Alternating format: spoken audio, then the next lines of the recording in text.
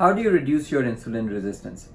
This is a follow-up video I am making around the concept of insulin resistance and fat storage. So, insulin resistance comes when you're constantly having insulin in your body. So the opposite of that is not having so much insulin in your body. So there are a few ways. I'll start with the most basic thing that you should probably try to incorporate, which is avoid processed foods. Avoid carbohydrates that are simple carbohydrates, because they will really cause a big sugar spike, and that's going to lead your body to need a lot of insulin all of a sudden. And so the sugar spikes aren't good. I think avoiding processed foods, avoiding things out of a packet, avoiding the fast food like the buns and the breads, because they're all highly processed. They stay well for a long time. They're highly processed.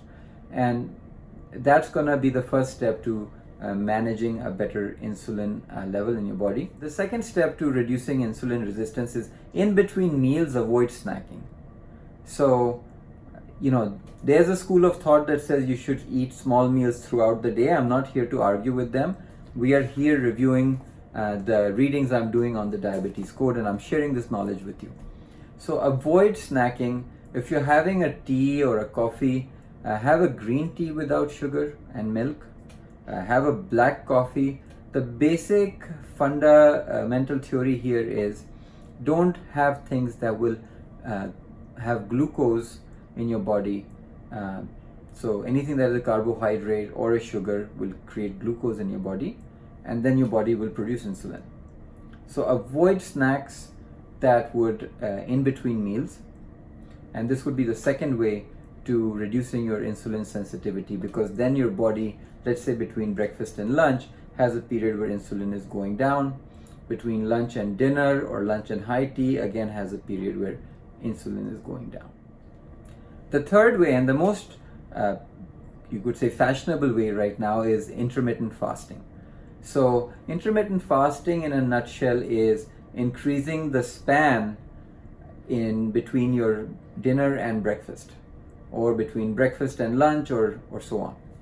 So here's a drawing which shows you, this is right out of the book, which shows you how fasting operates. And as you can see, during these periods where you are eating, you are in fat storage mode, and then when you are not eating, you are in fat burning mode.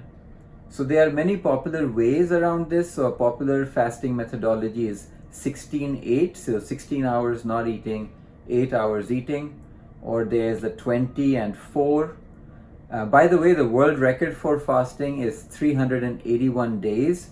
So if you have enough fat reserves, you can survive for long. You just need to ensure you have water and that you have salt.